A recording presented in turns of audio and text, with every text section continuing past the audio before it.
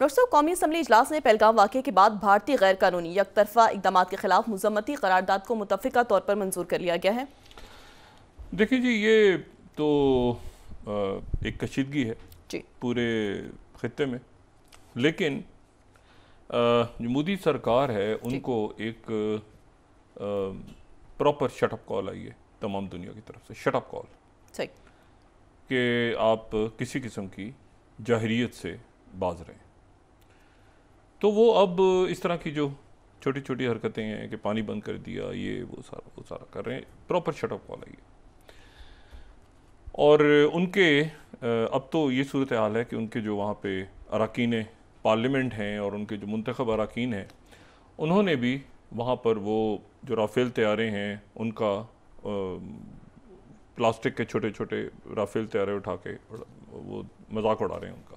ठीक है कि भाई ये राफेल तैयारे आपने किस लिए रखे हुए हैं। तो वो बिल्कुल जो है वो फारिग हो गए, सवाए इसके कि कोई दहशत गर्दी का हमला करें या ये है कि वो इस सूरत हाल में जाएं जहाँ पर ज़ेलेंस्की फंसे हुए हैं। या और अब अगर आप जो इंडियन मीडिया की आप सूरत हाल देखें तो वहाँ आपको जो है वो ये नज़र आ रहा है कि वो दिफाई मशकें कर रहे हैं।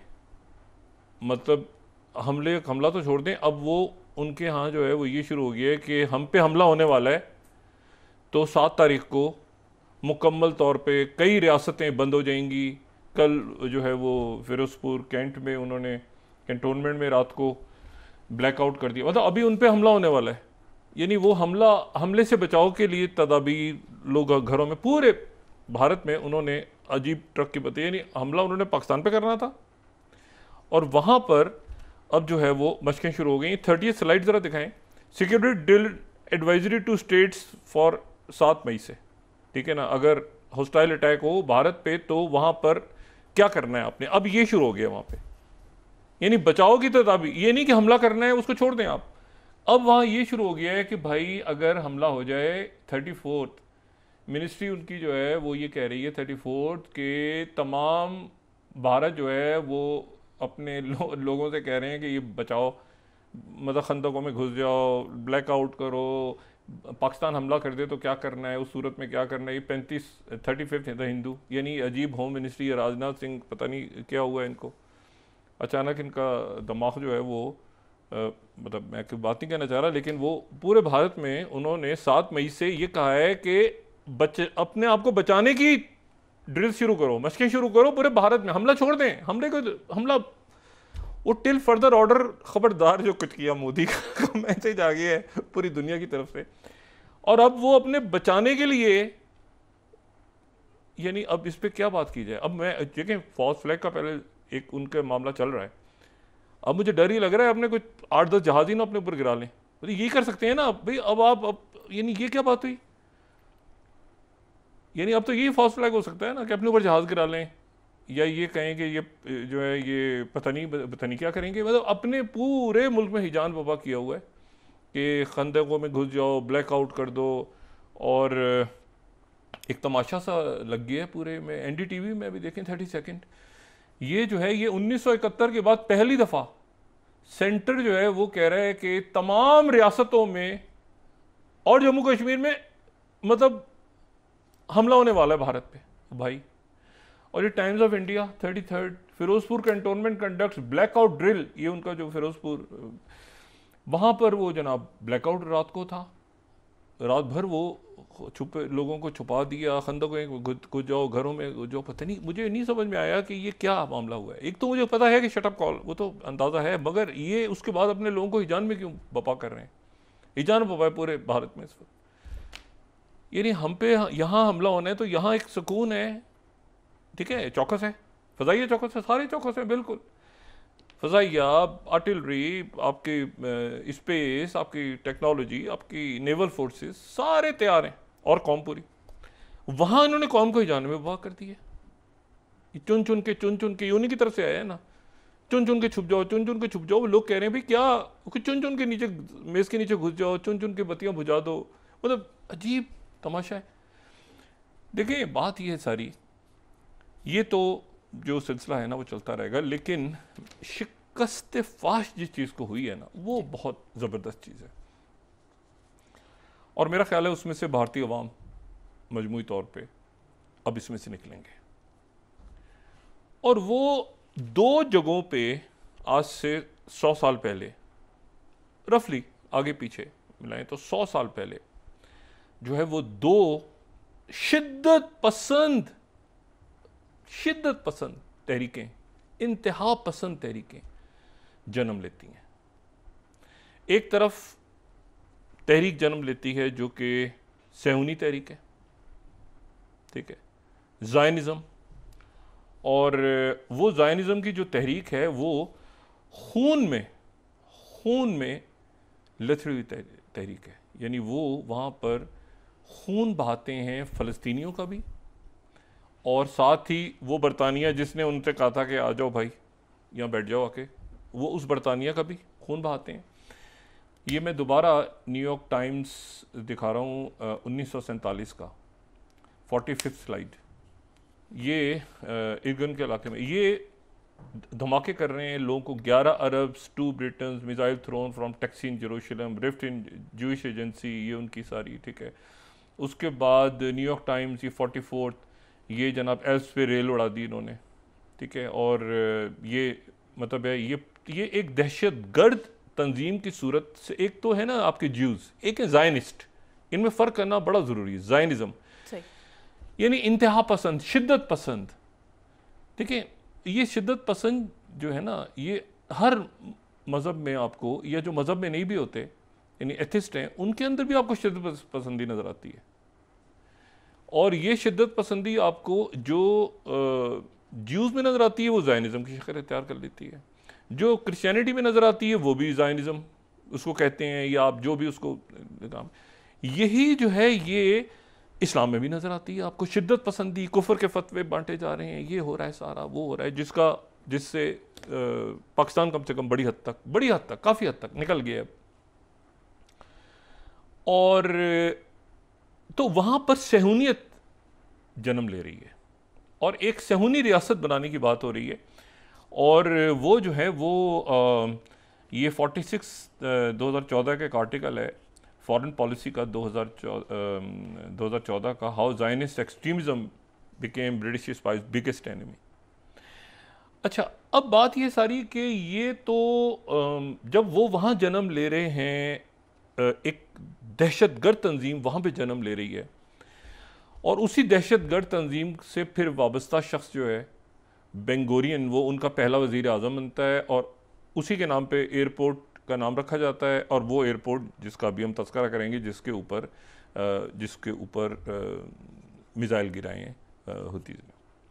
लेकिन जहाँ पर वो तहरीक जन्म ले रही है, तो यहाँ पर बर-ए-ज़ग़ीर पाक व हिंद में जहाँ पर आज़ादी की तहरीक चल रही है, आज़ादी की तहरीक, एक हुर्रियत पसंदी की, आज़ादी की तहरीक चल रही है, तो यहाँ पर उसी दौर में एक और जनाब एक सोच परवान चढ़ती है, और वो जो है वो हिंदुत्व की सोच है।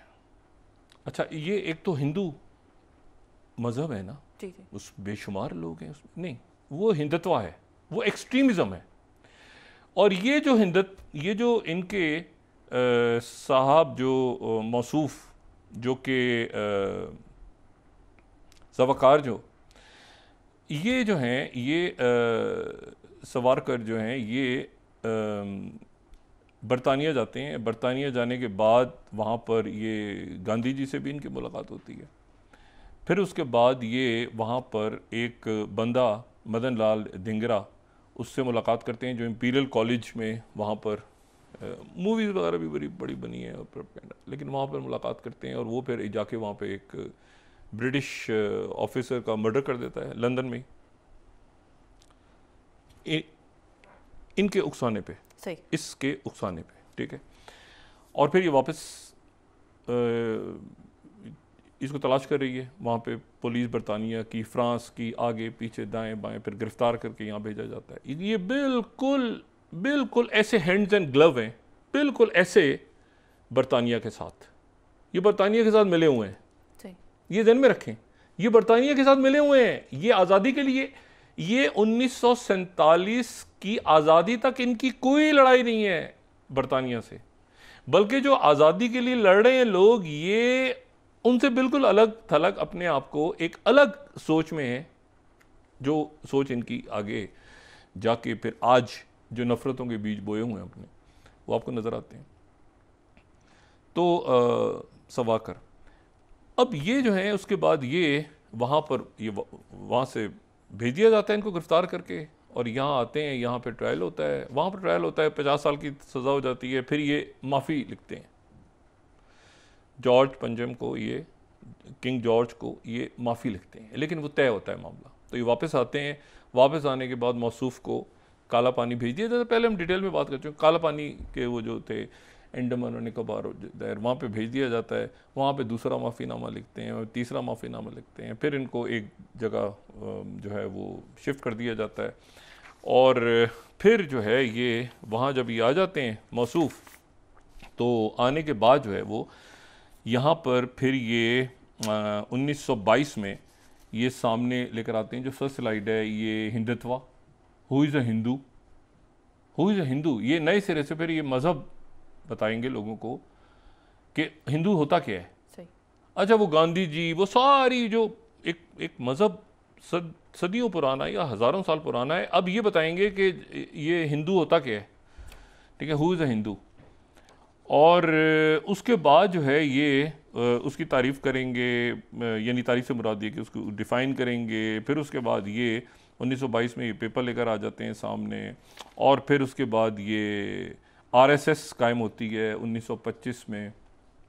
और उसके बाद जिस तरह ये उसने वहाँ पे इस बंदे ने मदन लाल धिंगरा को कहा था कि कत्ल कर दो ब्रिटिश ऑफिसर का, 40 साल बाद उसी तरह से ये नथुराम गोडसे को कहते हैं कि महात्मा गांधी को कत्ल करो, और नथुराम गोडसे जो है वो वहाँ पे हीरो बनता है।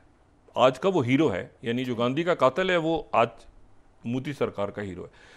आरएसएस जन्म लेती है, और आरएसएस जो है वो कहीं पर नज़र नहीं आती, कहीं नज़र नहीं आती ये बल्कि उसके बाद ये इनको बंगला मिलता है वहाँ पे नतनगरी में। जब ये वापस आ जाते हैं ना माफ़ी वाफ़ी मांग के, वो काला पानी से भी वापस आ जाते हैं, वो साउथ में नतनगरी स्टेट में, वहाँ पर ये घर पे इनको कैद कर दिया जाता है, बंगला, और 60 रुपये महीना ये बरतानवी सरकार से मौसूल करते रहते हैं। और उसके बाद ये एक इनकी किताब आती है सामने, और ये वहाँ पे उसके बाद ये बीज बोते हैं हिंदुत्व का, और ये जहर घोलने का बीज बोते हैं। और 40 साल के बाद ये नथुराम गोडसे को यही फिर प्रोवोक करते हैं, जाके गांधी को मार दो। फिर ये पकड़ा जाता है बंदा, फिर सज़ा होती है। जिस दिन आज़ाद होता है, आज़ादी मिलती है पाकिस्तान और हिंदुस्तान को, तो जो पहला स्टेप लिया जाता है इंडिया की तरफ से वो ये कि इस तहरीक के ऊपर पाबंदी लगा दी जाती है 4 दिन की। और फिर जब गांधी जी का कत्ल हो जाता है तो उसके बाद फिर पाबंदी लगती है, फिर पाबंदी लगती है। तो जराइम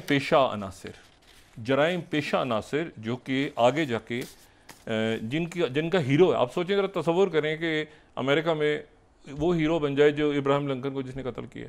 यानी आप किसी मुल्क में तसव्वुर करें कि जो फाउंडिंग फादर्स में से, इब्राहिम लिंकन फाउंडिंग फादर्स में से नहीं थे, लेकिन बहरहाल आप सोचें कि जो फाउंडिंग फादर्स में से या बड़े, उनका जो कातिल है वो हीरो, और फिर आप पूरी तारीख लिखना शुरू कर दें कि जी ऐसे नहीं होता, ऐसे होता। तो ये कोई जो जहर घोला गया इतने सालों में, तो 2 नज़रियात की एक साथ मौत हो रही है, एक ज़ायनिज़्म की और एक हिंदुत्व की। एक हज़ारों साल पुराना मज़हब, उसके मानने वाले, प्यार मोहब्बत से रहने वाले, मुसलमानों के साथ, सिखों के साथ, सब कुछ दुनिया का बड़ा, और उसको एक छोटा सा एक होता है ना, वो बिल्कुल इंतहा, मैंने कहा हर मज़हब में होते हैं, और एथिस्ट बुद्ध भी हैं, बुद्धिस्ट जो हैं वो जो कर रहे हैं इस वक्त रोहिंग्या मुसलमानों के साथ, हर मज़हब में होते हैं या मज़हब के नाम पे कर रहे होते हैं। लेकिन ये इन्होंने पूरा बिगाड़ दिया उसको। ये स्टार्ट हुआ जो उस दिन से, यानी पहले तो हो तो पहले रहा था, आर्मी चीफ ने तो पहले बात की थी ना जी। आर्मी चीफ की तरफ से तो पहले बात आई थी कि 2 कौमी नजरिया और कश्मीर के हवाले से। ये तो एक पहले से ही एक हिंदुत्व की रियासत उसको बना के बैठ गए थे, ठीक है, जहां पर हीरो जो है वो गांधी जी का कातिल है, और एक ज़ायनिस्ट तंजीम है, ठीक है, ज़ायनिस्ट कहा जाए या इसको टेररिस्ट कहा जाए, जो भी कहा जाए। और ये जो है ये तो इन दोनों की तो अच्छा, फिर उसके बाद एक फर्जी उधर वो जनाब ग्रेटर इसराइल का नक्शा लाते हैं सामने। ज़ायनिस्ट जो हैं उनके जहन में क्या है कि ग्रेटर इसराइल होगा, ग्रेटर इसराइल होगा। अब उनसे कोई पूछे ग्रेटर इसराइल क्या, तो वो कहेंगे कि ये हज़रत दाऊद अलैहिस्सलाम के दौर का होगा, या उन्होंने फिर एक नया बना लिया कि अच्छा वो तो हज़रत दाऊद अलैहिस्सलाम की जो बादशाहत थी उस दौर क्या था। अच्छा, अब उसका तो वो फिर उसके बाद ये दूसरा बना लिया ग्रेटर इसराइल, उसमें शाम भी है, तो इराक भी है, तो सऊदी अरेबिया भी है, तो इजिप्ट भी है, तो ये भी है, वो भी है, वो सारा बना लिया, जॉर्डन बीच में, ये ग्रेटर इसराइल बन गया। इधर बिल्कुल उसी, मैंने कहा ऐसे पैरेलल ड्रॉ करें आप, और आज की दुनिया तक आ जाएं आप पैरेलल। और ये जो क्लोजर होता है ना प्रोजेक्ट्स का, तो ये इस तरह से होता है कि इस तरह से ये ख़त्म होते हैं प्रोजेक्ट्स, ठीक है। तो उधर ग्रेटर इसराइल का प्रोजेक्ट बन रहा है, इधर अखंड भारत है कोई चीज़। सही। अच्छा, अखंड भारत, अब वो क्या है अखंड भारत, किसी को नहीं पता। मतलब एक ये जो मोदी जी ने वहाँ पर एक पार्लियामेंट में भी एक नक्शा वक्शा बना के लगाया हुआ है, वो किसी को नहीं पता ये अखंड भारत क्या है।